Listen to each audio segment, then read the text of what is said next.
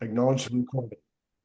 Okay, had to acknowledge the recording. But anyway, it's really helpful to see what others are thinking about a topic, and this security topic, which that's where I was going with that. Originally started for me, my background being in optical networking and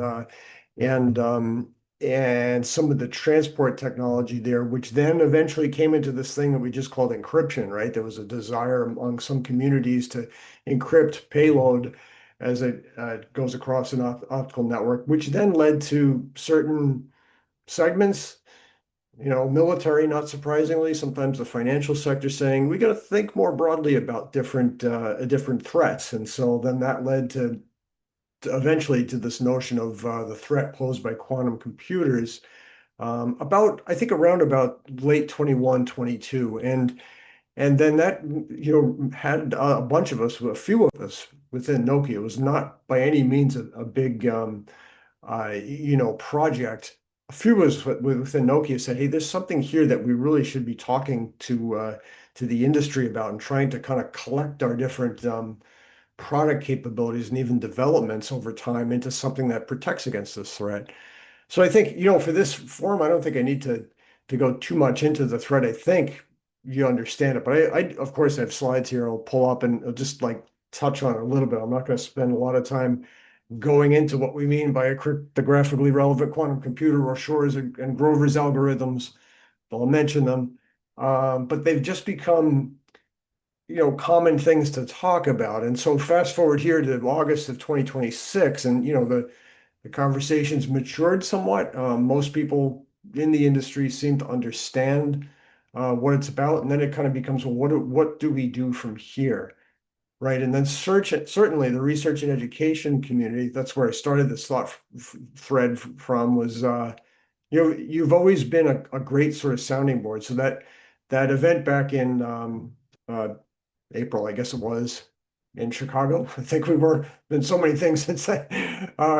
It's just always a great opportunity. It was great to sit down with people from Cisco, even at and Microsoft, even after the panel, and just kind of chat about it. And this is how technologies move forward, and I think solutions get built really outside of all the context of the commercial interests of trying to just sell stuff. So I'm not here today. I hope Jim, that you invited me. I'm not here to push some product at you. I just wanted to, despite my putting on a Nokia shirt, had to do that. Felt obligated, but what I do want to do is just share with you guys what the current thought process is and what some of the current topics are. Does that make sense? It does. Thank you again. We're Yeah. looking forward to it because the few opportunities, at least from my perspective, the few opportunities I've had to hear presentations on um, the advent and the impending utility of quantum tech, not just in computation to facilitate and support research, but on the cryptographic front. It just seems like there's a very rapid approach to quantum relevance and in cryptography. So I'm really happy that you're chatting with us today. Yeah, and this topic in particular, I don't know if you folks will appreciate this anecdote, but in my experience, right, over a lot of years of as products develop or whatnot, different features, frankly, come up within a system. It's like, oh, we need, for example, in data centers, we need cooling that supports front to back airflow instead of side to side, which was a telco versus data center practice. And then so things like that become okay. So we have to rebuild the product, do all this stuff, and it takes some time. And then you've got it, you got front to back airflow, and okay, next thing, checkbox. Security is just very much not like that, right? Because it's not just do you do X or yes or no.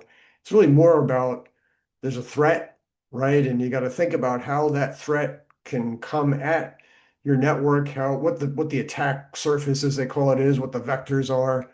Um, so it's never ending. It's in a way, it's like I think this might be a downer, but I think in this crowd, I think you folks maybe appreciate it. It's like the work is never done. So it's not so much that we do one thing, we adopt one standard, we do one thing. It's a changing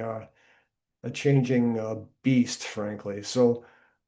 So this is the idea here. Now, I want to avoid a lot of buzzwords, but there is certainly a conversation that's evolved here over time. So I just want to just put it out there for you because you'll start to hear these things if you aren't already in different forums or whatnot.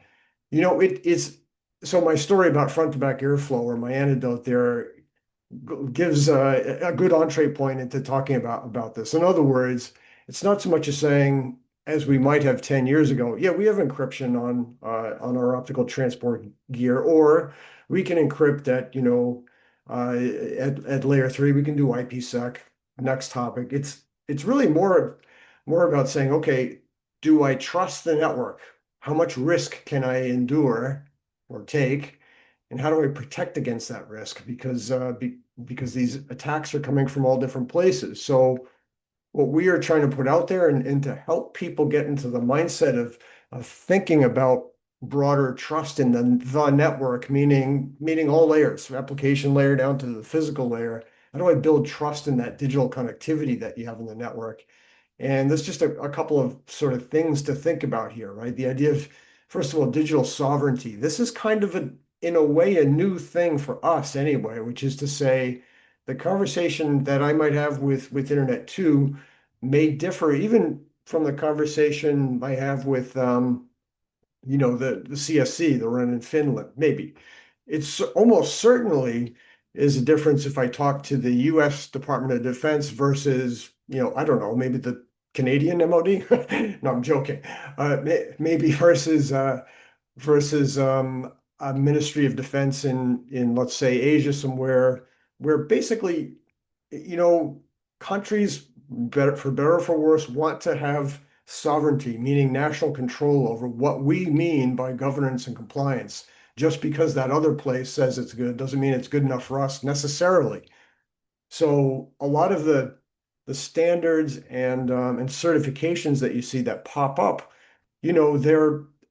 they tend to be based on a particular nation or a country, and it's kind of almost kind of human nature. So we have to be thinking about digital sovereignty perhaps more than ever. So what does that mean? Okay, certified controls and trusted local suppliers for us as a supplier to industry. We need to be thinking about how we build things and then how we get them out there into these different regions and then gain confidence, right? Gain trust through certifications, perhaps. And I have an example in this slide I'll get to in just a second. Um, Now, what does that mean for Internet 2? I'd love to hear that. I know the R&E community tends to be very open and collaborative, but there are likely certain things within your community and your users, right, of Internet 2 that they want to be mindful of. So that's this whole idea of digital sovereignty. It's a new thing, sort of a new thing. Now, second column here, quantum safe networking.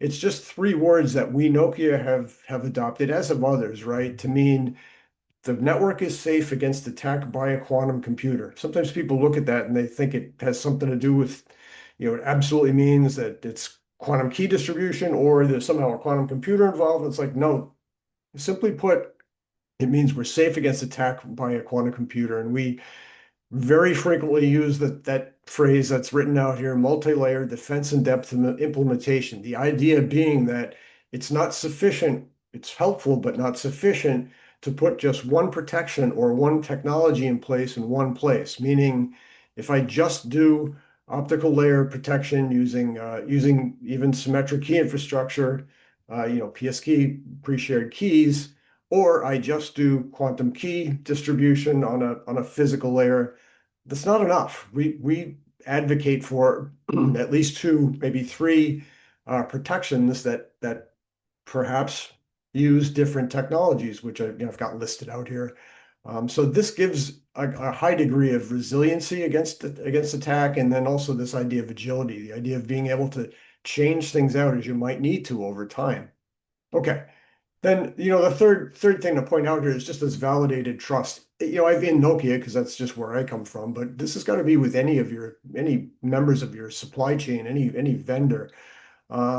So to that point, this is just where I wanted to just highlight, there are different organizations that really kind of control this compliance and governance and so forth. So for us, for Nokia, it really goes back to Alcatel-Lucent days. Some of you may remember or not. Nokia, as we know it now, the optical networking and IP routing divisions of it really came from Alcatel-Lucent, and it's the Alcatel part that's important here from this little point. ANSI is just a French organization that takes care, looks after security. So many of our solutions were first ANSI certified, and then CCAO, Common Criteria, and NATO and FIPS and these others, these tend towards the United States or Europe, other European countries, the European Union more broadly. Okay, so there's all these different certifications. We've kind of more recently done this BSI thing with Germany. It's kind of unique, kind of interesting in that, ADVA, which was, a German is, I guess, still a German company, doesn't have that certification, and yet, and we somehow leapfrog them. So, okay, great, we've got that vote of confidence from the German government and so forth. So, I really didn't want to go through what each of these releases are or what each of these certifications are, but I just want you to give you a sense that really all those things are about managing risk, right? And so wherever you are locally, this picture actually comes from the Atlantic White Shark Conservancy. I just like it. It's near where I live. It's an interesting thing. I spent a lot of time in the ocean, especially this time of year. So, and that's not me there. But imagine if you're going to go for a swim out here, do you trust that there's sharks in the water or not? How much risk do you want to take? It's all about managing risk. So some context here, simply put, Chris, a we, question real quick, if you don't yeah, mind. sure, sure, sure, So, sure. regarding some of the government certifications, you mentioned Germany and France and uh, United States, NATO, et cetera. Is there any implication that from various vendors, if they are certified within a particular government domain for that sovereignty question, that there would also be interoperability as an implication? If I'm wondering if you I have mean, any information or slides in your presentation today regarding interoperability. I really don't, especially on that part, right? Where I guess what you're saying is if I have ANSI certification, does that mean it's good enough for South Korea, or is if I have from FIPS 140-3 certified, is that good enough for? I think it just depends at this point, right? I don't think it's evolved enough to the point where one local domain says, okay, I feel like we have digital sovereignty by just leaning on maybe NATO is the best example of it, where within the NATO community you've got multinational agreement on what we call quantum safe, but I don't think we're there yet across a broader community. Okay, thank you. So, but to me, like I said, it's a changing landscape here. So, see what happens in the next few years. Um, some context really with respect to quantum computing and all that. Maybe this isn't so interesting to you folks. I don't know. We often, put things up with respect to how many. I think I might have a slide in here too about, when does Q day come and how many qubits do you need? And how rapidly are quantum computers really evolving. I thought this was interesting, which I just recently pulled in, it's just with respect to how much money is being put into quantum computing technology. And you think about 12.6 billion, according to McKinsey. And that's over six times what was being put in a year ago. And you kind of put on top of that all this AI stuff that's going on. So you can kind of picture these hybrid scenarios where there's maybe a, hybrid classical quantum computing uh, vehicle that a bad guy could use potentially. Point is, it really kind of can scare you a little bit. So, here we go. This is just the idea that, 10 years ago or so, or a little, around 10 years or so ago, there was this estimation of how many qubits it might take to actually break RSA 2048 using Shor's algorithm. And the important point here is that you see this going down, right? And so if you look out there, you'll see there were some some papers from, I want to say Stanford and maybe even Microsoft a few months ago, really about showing or illustrating a little bit about how one might execute Shor's algorithm on a much smaller quantum computer than was once thought. So, okay, 100,000, well, logical qubits at this point is, still a stretch, maybe, but it's becoming a traction, right? So, yeah, it's the three research papers we referred to up here. The point is that it's becoming quicker, so one really ought to do something. But you know what? I put this in here and I literally, sorry if this is an ugly slide, literally cut and paste this in just yesterday from another internal document, but it's okay to share this here. That internal document that I was looking at, we often talk about, okay, the threat's real, and it's because the number of qubits is coming down, and all this money is going in. And we talk to different types of customers, not just R&D networks, but yeah, all of them. It could be government MODs or commercial service providers, and say, hey, you ought to be doing something here. And sometimes the response is, well, can I commercialize that? Can I, if I invest however much money in building a quantum safe network, putting encryption in at layer one, putting in IPsec up at layer three in particular connectivity instances, how do I show my return in investment on that? And it's a little bit maddening to me because it's kind of like saying, did you hear what we were just saying? That you're fundamentally the trust of your network could evaporate overnight. So it's almost like not enough. So this is a case where government can do good, and I think what you see across the globe here are different government agencies putting in place. It's not my word, but I like the dates that bite, right? Basically saying, for example, U.S. federal civilian agencies by December 2030.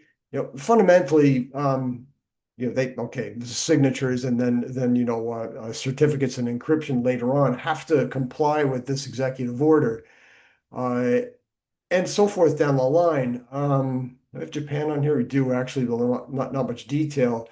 Think about Japan and actually New Zealand. I heard about just a few weeks ago, where this is where you have to be a little bit careful because the way the mandate or the directive coming out of both those countries was worded, at least the way I read them was saying, well, you have to have PQC, post-quantum cryptography, and really when you look into that a little bit more, what they're referring to is maybe post-quantum cryptography in the broadest sense, not necessarily the US NIST MLChem standard that was released last year. So you have to be really careful when looking at these directives and what they mean. So for us as a vendor, we're like, okay, I'll show some detail on this in a few minutes. Uh, we have an approach that we believe provides quantum protection, quantum safeness, quantum safety, and yeah, it uses those NIST standards, but in certain regions, in certain countries, it might mean different things. It might mean different technologies. So wait and see doesn't really work. So some basics here on what we're talking about, because it's very easy, I think, to get lost even in what I just said about post-quantum cryptography and PQC. Sorry, I thought I saw a question there, but okay. Anyway, some real basics here. I don't want to spend a lot of time going over what we mean by encryption, but just for some common terms, right? Entropy sources, sources of randomness. Why do we need that? Because we generally, the per general approach to encrypting data that needs to go from point A to point B is to use a random number, right, to create random secret keys based on a big string of a very, very random, if that's the right word, and then apply that to a lock, an encryptor that allows us to create ciphertext from one end to the other. So I'd like to think, worded another way, to think about encryption as having three aspects to it, right? Keys, locks, and key distribution. So we're going to create a key using these kind of top two blocks. We're going to lock it down using some form of encryptor. But then what's only kind of implied here is you need a mechanism to get those keys from one end to the other. So that's really an aspect of data integrity, making sure that data as it goes across from one side to the other remains something I can trust, something that I know is reliable. There's also these notions of confidentiality and availability that form this so-called CIA model, which you may or may not have heard of in the past. So there's this other aspect outside of data encryption that we need to think about as well, which is user authentication and also management of the network itself. So these other things that commonly don't come up beyond just encrypting data across a network, or how do we manage the network and can we trust that, as well as do we trust the users that are actually getting in here and flipping things around. So those are kind of adjacent but important topics. So, you know, once I know just to think about the data encryption piece for a minute, this is where some of these nitty-gritty technologies have popped up, right? Entropy sources. I need something random. Usually I do that based on, historically based on some kind of classic physics-based thing, right? Like a noise source, or shot noise, thermal noise, something like that, or a statistical entropy. It gives me a sufficient level of randomness, right? How random is something? Well, is it random or not? Well, it kind of depends where it came from, how it started. And another way of doing that is also to use quantum physics, right? So the idea of using the polarization state of a photon is another way to generate randomness or entanglement of photons. And that gives rise to this thing that we call quantum key distribution. It's a little bit of an unfortunate misnomer in my mind, because when you hear QKD or quantum key distribution mentioned, it's usually two things wrapped in there. It's the idea of using a quantum entropy source of some kind and distributing it symmetrically between two ends of a communication link. So by definition, QKD is a symmetric architecture. And that's fine, but just kind of recognize that gives actually certain strength to the solution. So, random secret keys again uses this entropy source, but then we define, a key strength and then a key length, or key strength based on key length. And then we figure out a way to get the key from one side to the other, either public key cryptography, which uses a factorization method, which is why it inherently against a very strong quantum computer is weak. This is the idea of a quantum computer using Shor's algorithm being able to solve this factorization problem. Whereas if we distribute the key symmetrically via a kind of a pre-shared key mechanism, or what we've come to call SKI, symmetric key infrastructure, Grover's algorithm shows us that even a very strong, sufficiently strong quantum computer would take a very, very long amount of time, like tens of thousands of years, to brute force that key. So that's viewed to be quantum safe as well.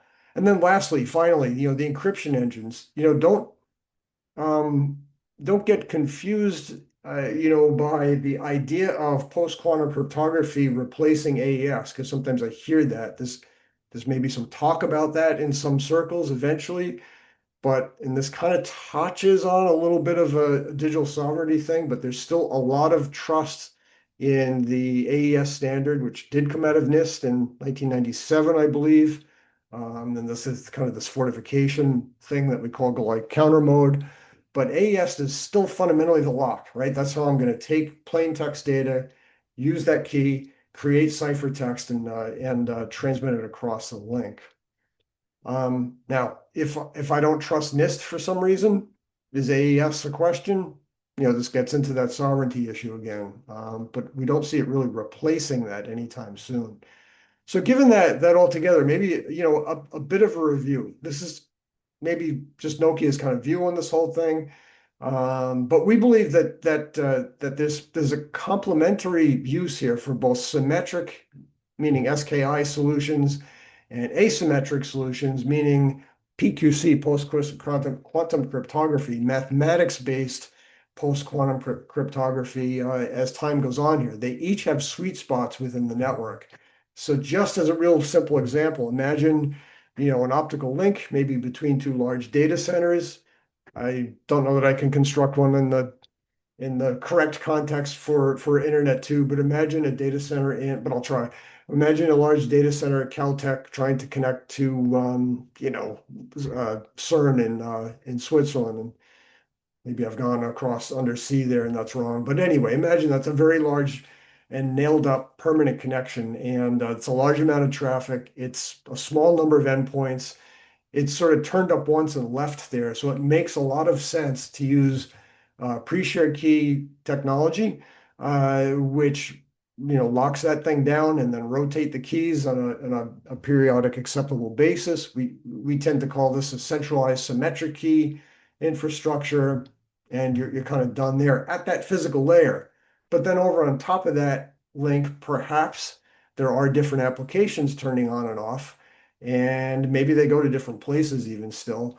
So there, one might think there are smaller traffic volumes, maybe larger endpoints. So up at the application layer, even towards the IP layer, it makes a lot of more sense where you have, because these are ephemeral connections, it makes a lot of sense to migrate towards an asymmetric sort of key distribution system. The reason being that I don't have a centralized key server somewhere. I do have the idea or the construct of a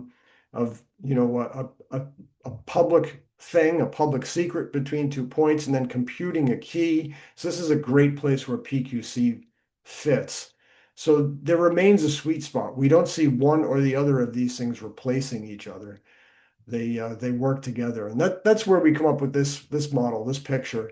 In a way, I think I've described this or most of this already, but our defense in depth approach, right? Our multi-layer defense in depth says that, right here in August of 2026, we would tell our customers, look, you want quantum protection today, right now, lock down the physical layer. Use symmetric key infrastructure. In some regions, you'll find they want to use QKD. So this is why we've got customers like GRNet. There's done a lot of testing out of QKD as of other ends. GRNet just popped into my head. Um, and and then build up from there. Up at the IP layer, we may still be using SKI for now, but I made a reference to authentication and user certification. We see post-quantum cryptography being used to establish those management sessions between a management system and network elements, as well as we see PQC starting to be implemented up at the IP layer at the routing layer. So think about that for a second. Now, if I've got that deployed, I've got, let's just say, basic SKI at the physical layer. I've got PQC deployed maybe up here at the IP layer, and then even up at the application layer, perhaps there's a PQC running on some specific application. It's a little bit out of Nokia's domain, but that would be 3 layers of protection using at least 2, if not 3 different types of technology there. So that, we believe, yields a lot of crypto resiliency. So if one thing were to be compromised, you've got other protections in the back. So it contains the damage, contains the exposure or the risk. Okay. Um, Sometimes this might seem redundant, but sometimes I will still hear people say, well, we're doing IPsec and it's IPsec with key negotiation mechanism using PQC. Why bother doing anything at the lower layers? Why do anything else? Or even I'm already using PQC up at the application layer. Why bother to protect the layers below? We believe there's a lot to be gained with respect to crypto resiliency and agility by just turning on the encryption. At the lower layer. It's not a huge additional cost. It doesn't really affect things like latency of the traffic by very much. And there's other things that we have listed out here, but we really believe that there ought to be protections put in at the network layers, the blue boxes below, right? So, back to the idea of national certifications, and I just want to put this in here just because there's no love here necessarily for BSI or the Germans. It's just that it's fairly recent for us. I thought it just might be interesting to some. Um, you know, from our standpoint within the company, again, we've got ANSI with the French for some time. We've done NATO certifications, certain US DoD certifications on platforms. It's just an ongoing activity. But again, I just want to put this in the context of kind of digital sovereignty or national trust within a particular country, within a particular region, right? So I'm just using BSI as an example. So, the Germans want some level of national control, governance, compliance for this equipment and for the network. So they have these standards of the certification program in place. So a vendor, any vendor submits their equipment and has to kind of go through a qualification process. So what that then does for the network operator in that region is just that they can say, okay, we trust this infrastructure, it's certified and so forth. I've got certain vendors, hopefully more than one, that I can trust, and I trust the supply chain, meaning the components coming into that particular solution. And in this case, what we're talking about today is everything I just gave you a little overview of. What Nokia calls quantum safe networking, is now part of that certification on that product. Okay, so it allows us to sort of turn certain security claims into a validated trust. So another view on that, what do we really mean here? I get whatever given the punchline away on this earlier, but it's not so much that we're talking about doing just encryption at the physical layer or the IP layer. It's not that we're talking just about, does that network use PQC? That's just a means to an end. The end really is about, do I trust this data that's gone through a network, whatever network, and do I have some level of control over it, right? Do I have digital trust and sovereignty, data sovereignty? And so the point here of this picture is just we're saying that a bunch of technologies on the left side come together or are driven by some national certifications, which are supported by, first of all, a trusted vendor like us, but also in some cases, local suppliers. So there may be, and I just use this KeyQuant one as an example, it's a German QKD vendor. There's no particular connection with Nokia here per se, other than that, we've worked with them. But the point really is that in this case, there's a technology that perhaps a network operator in that region in Germany want to use, and there's a level of trust there from the local supplier, I guess this is an interoperability issue, which we then work with on our equipment, and it's compliant with the local certification, and off we go. It gives trust, it yields trust within that region. So how do we build a trusted QSN? I'm not going to go through all this. Trust me, I'm not. This is, it's like an obligatory picture of boxes picture. But anyway, the main thing I want to illustrate here is just, there's a bunch of equipment that, starts at layer 0. I hate that term, but anyway, the physical layer 1, and goes up really through layer 3. And, from that, we then can take several approaches that again give us multi-layer defense and depth. So as an example of that, imagine here's a layer one transport mechanism, meaning an optical link, and a centralized key server that distributes keys out of band to either end of this communication link. And that establishes quantum safe connectivity between those 2 points. If we want to overlay other technologies on top of it, as some customers do, like, for example, QKD, we can do that. We actually have the ability to overlay QKD, for example, from QQuant, as just that German example shows. And off we go. We've got a layer 1 quantum safe network. Okay, go up to layer 2 now.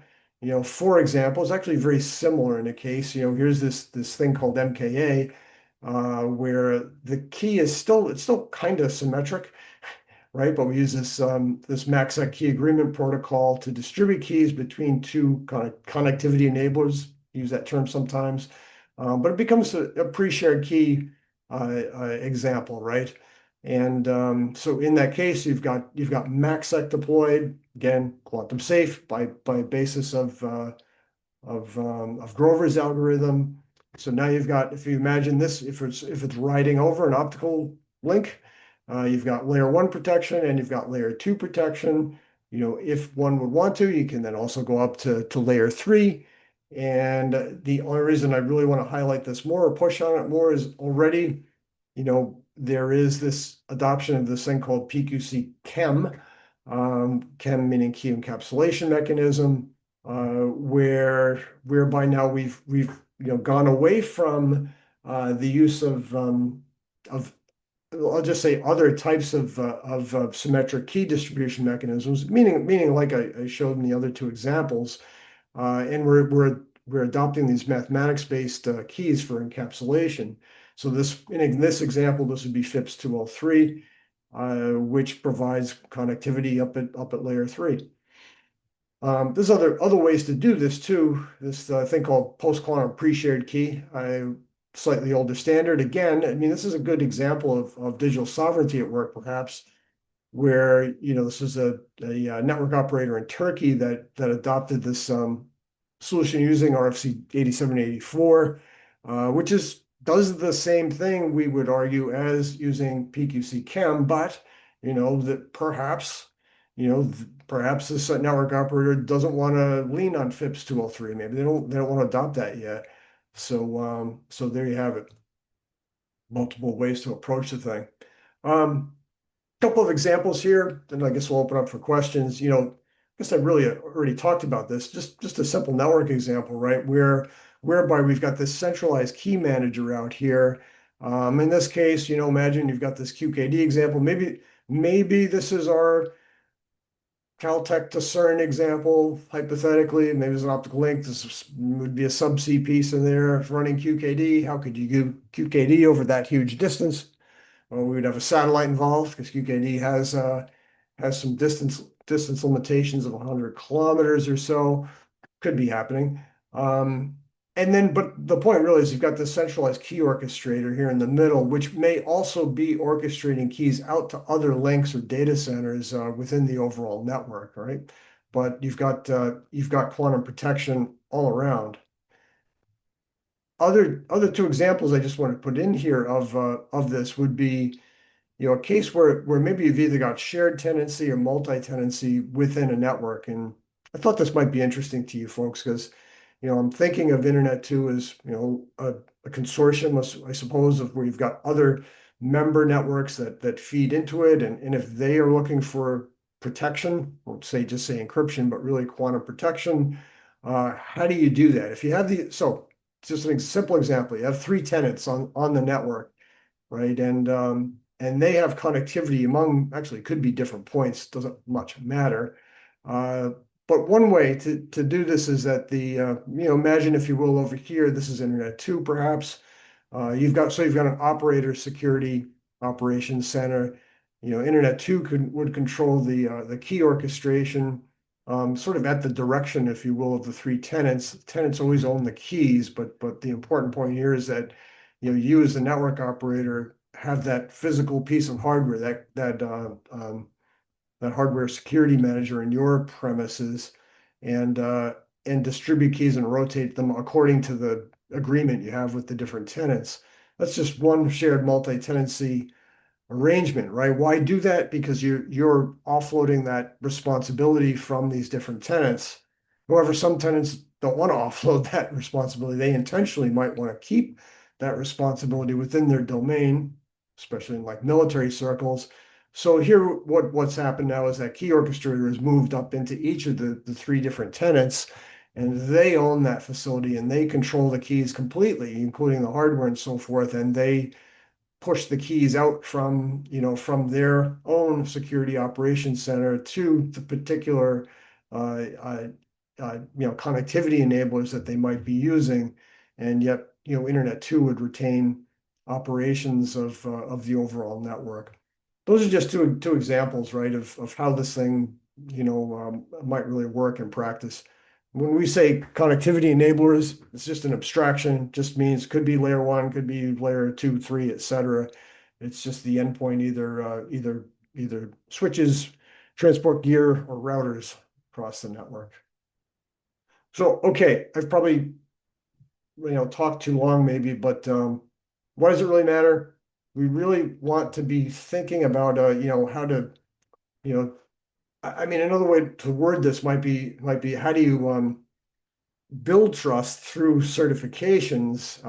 And then, what does that really mean with respect to keeping traffic safe over the network? One thing that's, maybe a change or a shift in the discussion on all this stuff these days is this idea of trust now, forge later. We've been talking about harvest now, decrypt later for quite some time, right? The idea of encrypted traffic being stored and for later decryption when I have a CRQC available. Trust now, forge later is a little bit different, maybe a little bit more sobering. The idea that I might be sitting there thinking, okay, I trust this network right now. In the presence of a quantum computer, perhaps I have the ability to break in, meaning break into that management system or become what appears to be a authenticated user, but really you're not, and kind of wreak havoc in the network. So, in particular for like critical infrastructure networks like railways or certainly military or energy users, we see this as being a sobering concern. So, I mean, that's what I had. I think that's all I had for now. We've been doing this for some time. Appreciate the discussion. I'd love to hear, if you folks thought this was useful, interesting, or other things you'd like to, dive into. I'm happy to open it up. Chris, thank you so much. And yeah, we'd love to take a few minutes here and open it up for any questions from our attendees. But I've got actually, I've got two to start. Is it possible, Chris, you could back up to the example number one, like 4 or 5 slides ago? Okay, sure. If I can figure out how to run Yeah, that. again, thank you so much. We've got lots of folks applauding your presentation. Thank you Okay. so much for joining us, Chris. It's just a get rid of the laser pointer. Go away. Okay. Okay. I think I stopped sharing, but I think what you were looking at was Yeah, yeah, yeah, can you see go that now? forward. Go forward, please, to example one. It's another couple down. This one, yeah. One more, one more. Oh, yeah, this one. Yes, thank you. So, my first of two questions is, um, with the employment of a conventional computational solution relying on those lattice-based um, algorithms for post-quantum cryptographic solutions. I would imagine, is it true that the QKD layer you see at the top um, would simply strengthen your choices here and now? That by employing a PQC solution of a NIST approved algorithm to take care of the point-to-point Like this. communication Yeah. segment below would address those problems of harvest now, decrypt later, or trust now, forge later, and that adding QKD on top of it would strengthen the scenario. Is that true? I think it's true. Some might debate that, right? Like whether it's needed or whether it's enough. Here's the thing with PQC that some are concerned about is, you know, do we trust them yet? And have they been around long enough to feel like we can say, okay, it's good enough. You don't need this QKD thing, which in and of itself is complicated, right? You've got some kind of not iffy, but immature maybe technology with respect to a dedicated fiber. Okay, they're trying to get this so that QKD can be done over muxed in with the other optical data. But just bear with me for a second. QKD's got its own emerging questions, and with respect to deployment. Now, PQC in and of itself, the MLChem mechanism or whatnot, I could see that being used maybe as a way to, I think I've lost my laser pointer, but to go from, the data center A QKD appliance down to the encryptor at data center at DCD, because that is they're co-located, but maybe that's a vulnerability. So PQC could be deployed there. maybe PQC would also be deployed again in the management system as an authentication piece. And then on top of that, you've got QKD creating the keys and providing uh, a protection with respect to observe eavesdropping between these 2 points, A and B, between these two optical end links. So I'm trying to make the case that yes, there would be additional protection there. We're I'm always leery of saying put one in, take the other out. So this becomes a thing where you have to kind of consider what's feasible, what's affordable, and where does that risk trade-off really go? And my second question, thank you for that. My second question is if employing whether employing QKD or not, it seems like the strongest solution is probably wise when establishing the very first initial key exchange between two parties. Do Yeah. I understand things correctly that once that initial key exchange and agreement to establish a communication handshake and a channel with two parties, can you then revert to a conventional, strong cryptographic algorithms, AES 256, what have you?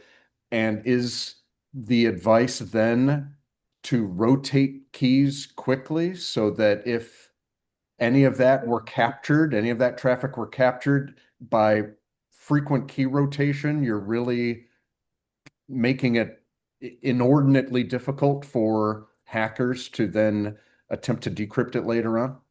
I mean, for sure, doing that adds another level of resiliency, right? So key rotations are important, and you might be surprised that the NIST recommendation for key rotation is much slower than one might believe. When I first heard this, I thought, huh? But it's on the something like 200. I don't know why it's this number, but 270 days. Sure, that's some statistical thing. So even if you increase that much more rapidly, which you can do, um, you know, does that solve the problem? I think human nature wants to say, well, I want to rotate like every millisecond or something, but that doesn't quite work from a practical aspect around the network. So you could do it much slower than you need to, maybe with respect to key rotation. But everything you said there made a lot of sense to me, which is the idea that um, you add in some of these other protections for QKD on the authentication piece. We're using QKD maybe for the advantage of eavesdropping. To me, that's the biggest adder here. Some want to say, okay, entropy, there's an entropy improvement. Okay. So maybe I've got that in. Again, real sensitive link. Maybe I'm even using the satellite piece so I can go a long distance. I've got the orchestrator here, which, by the way, also has a nice little backup mechanism. If anything goes wrong up the QKD layer, I can go back to classic physics-based keys. And then I guess what I wanted to say too is that the main thing we want to avoid is the use of any of the classic asymmetric ciphers like RSA 2048 or elliptic curve Diffie-Hellman. Those would be vulnerabilities. So we want to remove those and use MLChem in that case, if not symmetric key distribution. So Yeah, thank you for that. Any other questions for Chris? You're welcome to pose them.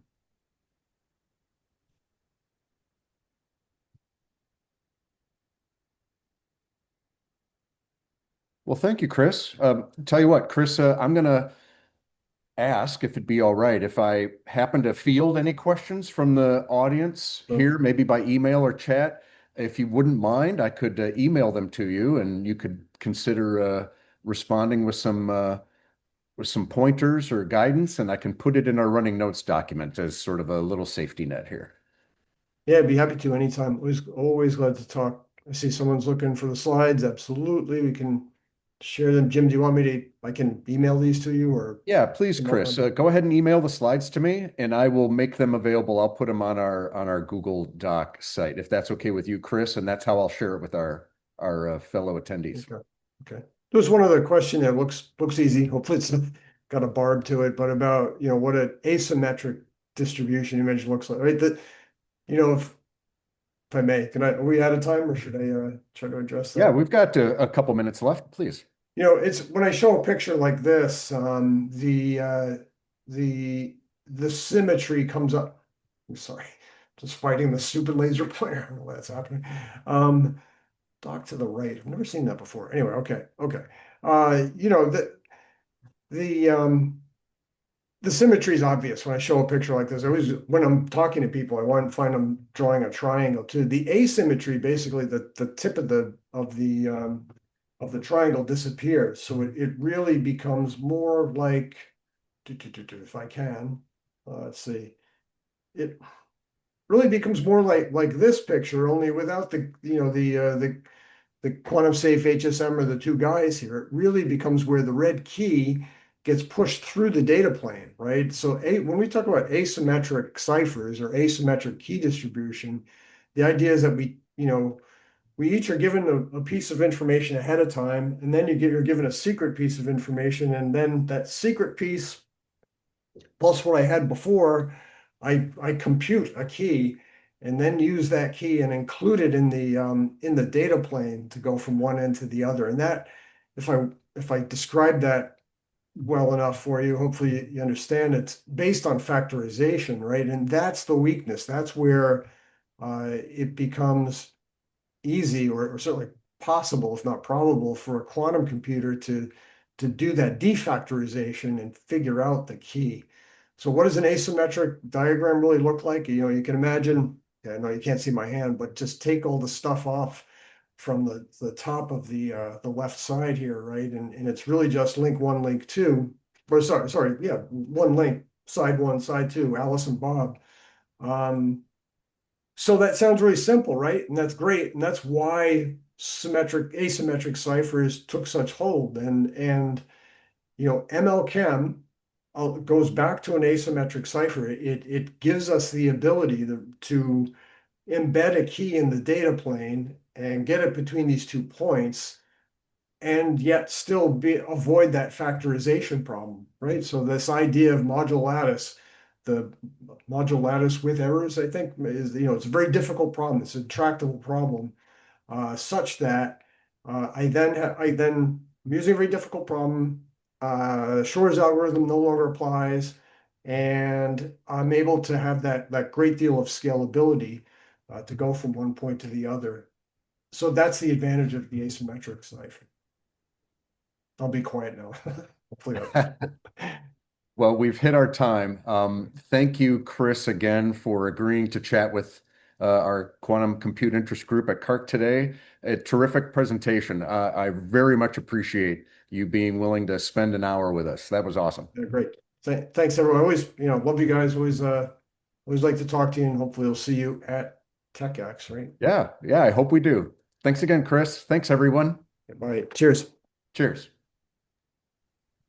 Thank you, guys. Bye now. Bye-bye.